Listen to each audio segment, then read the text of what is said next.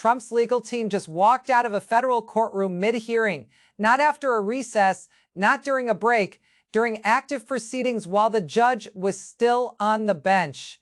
And within 47 seconds of that walkout, U.S. District Judge Tanya Chutkan issued an order that brought the entire criminal trial to an immediate halt.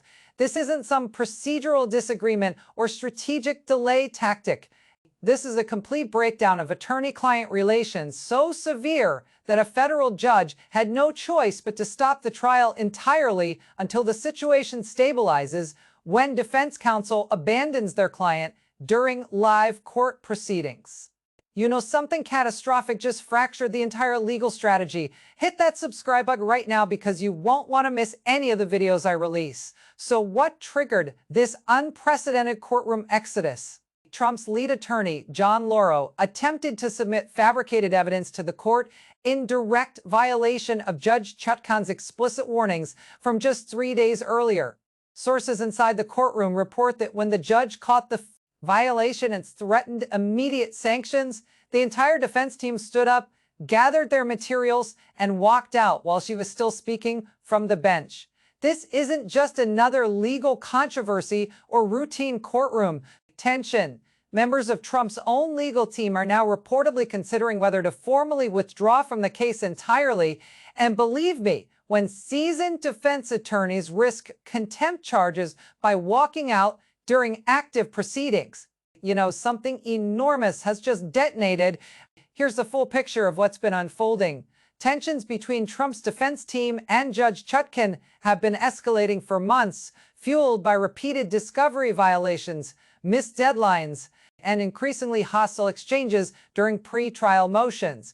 But everything reached a breaking point on January 14th when classified documents that Trump's team had been ordered to produce back in November still hadn't been turned over to prosecutors. The judge issued what legal observers described as her most severe warning yet, stating in open court that any further violations of discovery orders or attempts to introduce unauthenticated evidence would result in immediate sanctions against the attorneys themselves, not just their client. That warning was filed in the court record at 4:47 p.m. on January 14th. Fast forward to January 17th. During a hearing on pre-trial motions, Trump's attorney John Lauro attempted to enter into evidence a memo allegedly written by a Pentagon official that contradicted key prosecution claims about Trump's handling of classified materials. Prosecutors immediately objected, noting they had never seen the document during discovery. Judge Chutkan requested authentication. Lauro couldn't provide it. Then came the moment that set everything off. According to multiple sources who were present, the judge asked Lauro directly where he obtained the document. His response, described by those in the courtroom as evasive and contradictory, immediately raised red flags. When pressed for a third time, Lauro allegedly admitted the document came from an unnamed source who claimed to have worked at the Pentagon but could not be verified. Smash that like button if this is making sense so far. Here's where it really gets serious. Judge Chutkan recognized instantly that this violated every rule about evidence authentication and her explicit order from 3 days prior. And let's be honest for a moment. Federal judges don't issue warnings about sanctions lightly. They happen when a line has been crossed that threatens the integrity of the entire judicial process. When a federal district judge explicitly warns defense counsel about submitting unverified evidence, and then that counsel attempts to do exactly that just 72 hours later, you're watching a deliberate challenge to judicial authority. Here's what multiple courtroom observers say happened next. On January 17th at approximately 2:18 p.m., Judge Chutkan leaned forward and stated, in measured but unmistakably firm language, that she was placing John Lauro on notice that he was in violation of her January 14th order. Sources told CNN that Lauro immediately objected, arguing that the document was relevant regardless of authentication issues. The judge cut him off mid-sentence. "That is not how evidence works in this court, Mr. Lauro," she said, her voice rising slightly. "You were explicitly warned 3 days ago. You sat in this courtroom and acknowledged my order. And now you're attempting to introduce unverified documents from anonymous sources." Reporters in the gallery described the courtroom as falling into complete silence. Even the court stenographer looked up from her equipment. What happened next has legal analysts calling it one of the most dramatic courtroom moments in modern federal criminal proceedings. Laurel looked toward his co-counsel, exchanged what witnesses described as an intense, whispered conversation, then turned back to the bench. Your Honor, if the court is going to impose sanctions for attempting to present exculpatory evidence, then perhaps this defense team needs to reconsider its ability to provide effective counsel under these constraints. The judge's response was immediate and unequivocal. Mr. Laurel, I have not imposed sanctions yet, but I am giving you one final opportunity to withdraw this document and proceed with your arguments using properly authenticated evidence. Do you understand? Sources say Laurel paused for what felt like an eternity, looked at Trump, seated at the defense table, then delivered the response that would trigger the walkout. Your Honor, we cannot in good conscience continue under these circumstances. With that, Laurel closed his briefcase. His co-counsel, Trump attorney Alina Habba, did the same. And then, according to every reporter present, both attorneys stood up, gathered their materials, and walked toward the courtroom exit while Judge Chutkan was still at the bench. Drop a comment right now if you saw this coming. I read every single one. Now things get absolutely extraordinary. The judge's voice, described by those present as shocked but controlled, called out, "Mr. Laurel, you and Ms. Habba are walking out of my courtroom during active proceedings," but the attorneys didn't stop. They reached the doors, pushed through, and were gone. For approximately 11 seconds, nobody in that federal courtroom moved. And then Judge Chutkan did something she had never done in 14 years on the federal bench. She declared an immediate recess, ordered the marshals to locate the departed attorneys, and instructed the clerk to prepare an emergency order and halting all trial proceedings until the court could determine whether Trump's defense team was withdrawing from the case entirely. That's when it became clear this isn't just another legal dispute. The bombshell moment came when Judge Chutkan returned to the bench 23 minutes later and read her emergency order into the record. Court reporters present say her hands were visibly shaking as she held the document. This court has just witnessed defense counsel abandon their client during live proceedings without permission, without filing a motion to withdraw, and without any procedural justification. She began. "I have presided over hundreds of criminal trials. I have never seen anything remotely resembling what just occurred in this courtroom. In light of the complete breakdown of attorney-client relations and the defense team's apparent refusal to proceed under court supervision, I am hereby suspending all trial proceedings for a minimum of 14 days while the court determines the status of representation in this matter." This move sent shockwaves through the legal community. When defense attorneys walk out on a client during a federal criminal trial, it creates immediate constitutional issues around the defendant's Sixth Amendment right to counsel. Legal experts monitoring the case estimate that Trump now faces at least 2 weeks of trial delays while the court sorts out whether his attorneys are withdrawing, whether he needs new counsel, and whether those attorneys will face sanctions for abandoning their client mid-hearing.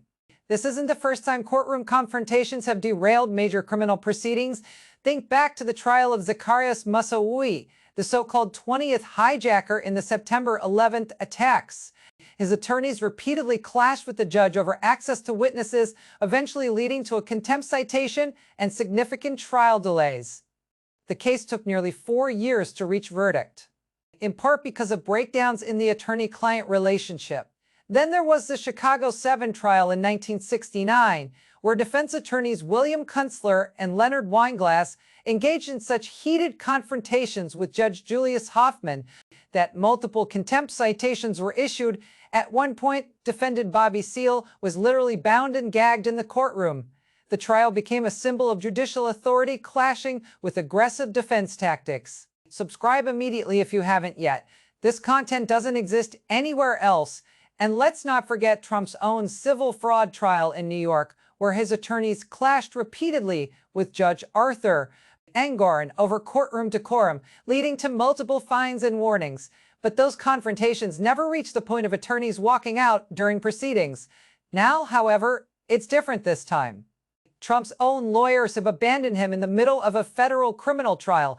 The pattern is clear. When attorneys face the choice between following court orders and satisfying a client's demands to present questionable evidence, even the most loyal legal teams eventually reach a breaking point. So what allegedly triggered this unprecedented walkout?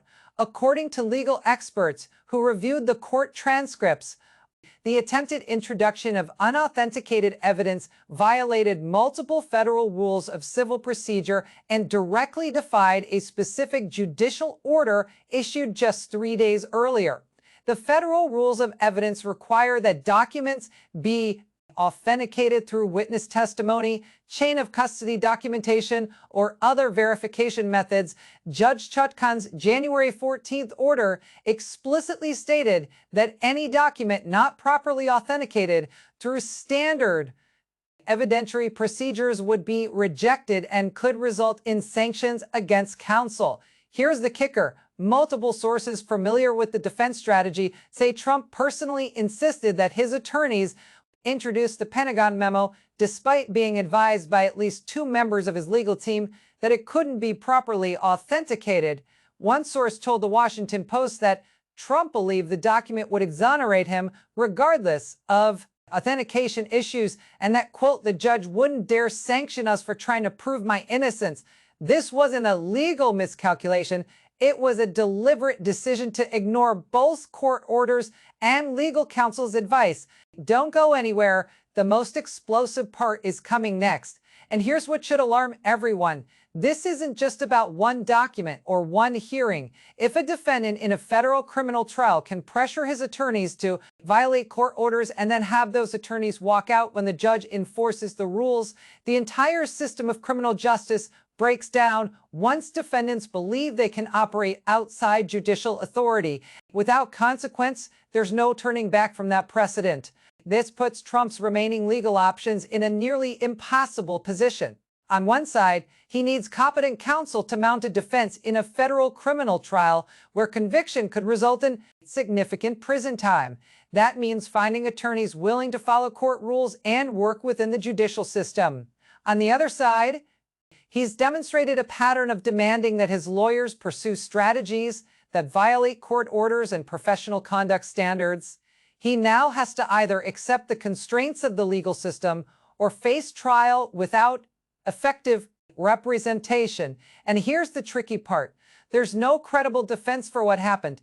Either his attorneys violated a direct court order and then abandoned him when caught, in which case their conduct is indefensible, or the judge's order was so unreasonable that walking out was justified, which would require believing that every legal expert analyzing the situation is wrong about basic evidence rules. Legal analysts are calling this a constitutional crisis for Trump's defense strategy. Joyce Vance, former U.S. Attorney for the Northern District of Alabama and current MSNBC legal analyst, told viewers that if the allegations about attempting to introduce fabricated or unauthenticated evidence are accurate, there were clear violations of both court orders and attorney professional responsibility rules. She noted that while defense attorneys have broad latitude to advocate for their clients, that latitude ends when they attempt to introduce evidence they know or should know is unliable. The federal rules of evidence exist to ensure fair trials, and Trump's attorneys don't get to ignore those rules simply because their client demands it. Renato Mariotti, a former federal prosecutor, added on social media that the walkout itself could constitute contempt of court. He emphasized that attorneys cannot simply leave a courtroom during active proceedings without permission. If Trump's lawyers felt they couldn't ethically continue, the proper procedure was to request a recess and file a formal motion to withdraw. Walking out while the judge is on the bench shows contempt for judicial authority and puts their law licenses at risk. Do me a favor and slam that like button because it genuinely helps this video reach more people. Even George Conway, conservative attorney and frequent Trump critic, acknowledged that the situation represents an extraordinary breakdown. He emphasized that defense attorneys have ethical obligations both to their clients and to the court. When those obligations conflict because a client demands unethical conduct, the attorney must withdraw properly, not storm out of court. He noted that Trump has now lost multiple legal teams across various cases specifically because he pressures lawyers to pursue strategies that violate professional conduct rules. So let's break down what this could mean. First, the immediate impact is severe trial delays. Judge Chutkan's 14-day suspension of proceedings likely represents the minimum disruption. If Trump's attorneys formally withdraw, he'll need to find replacement counsel willing to take on a federal criminal case midstream. That process could take weeks or months, and any new attorneys would need significant time to get up to speed on thousands of pages of discovery materials and pre-trial motions. Second, it creates a massive credibility problem with the jury pool. Potential jurors who learn that Trump's own lawyers walked out on him mid-trial will naturally question what happened behind the scenes to cause such a dramatic fracture. Even with careful jury instructions, the optics of defense counsel abandoning their client are devastating. Third, this significantly weakens Trump's position in any potential plea negotiations. Prosecutors now have clear evidence that Trump's legal team is imploding and that he may face trial without experienced counsel. That gives the government enormous leverage to push for plea terms that Trump might have rejected when his defense seemed more stable. Drop a comment below with your thoughts. I'm genuinely curious to see your perspective. But beyond the immediate legal consequences, this is really about the fundamental principle that no one, regardless of wealth or political power, is above the rules of evidence and court procedure. Federal judges have authority to enforce their orders. Defense attorneys have ethical obligations to follow those orders, even when clients disagree. If a defendant can pressure attorneys into violating court rules and then have those attorneys simply walk away when enforcement arrives, civilian control of the judicial process collapses entirely. This scenario is causing sheer panic within what remains of Trump's legal operation. Reports indicate that his legal team held emergency conference calls within hours of the walkout to determine their next steps. Some members argued for apologizing to the judge and requesting permission to continue with strict adherence to evidence rules. Others insisted that the judge's order was too restrictive and that effective defense requires the ability to introduce all potentially exculpatory evidence. The team is fracturing in real time between those who believe they must work within the judicial system and those who share Trump's view that the system itself is rigged against him. Meanwhile, Trump's core supporters are absolutely furious at the attorneys for what they view as abandonment. Social media is flooded with conspiracy theories claiming the lawyers are deep state plants who sabotaged the defense. They're being called cowards and traitors for refusing to fight harder against what supporters see as a biased judge. To Trump's base, the walkout proves that even his own attorneys can't be trusted to stand up to the establishment. Things escalated further when Trump himself posted on Truth Social just 3 hours after the walkout. He called the situation a complete setup orchestrated by a Biden-appointed judge trying to destroy him before the election. He claimed the evidence his attorneys attempted to introduce was 100% authentic and that Judge Chutkan refused to allow it only because it proves his total innocence. He specifically attacked John Lauro and Alina Habba, calling them weak lawyers who don't have what it takes to fight in a rigged system and warning that they would pay a political and professional price for their betrayal. Stay with me.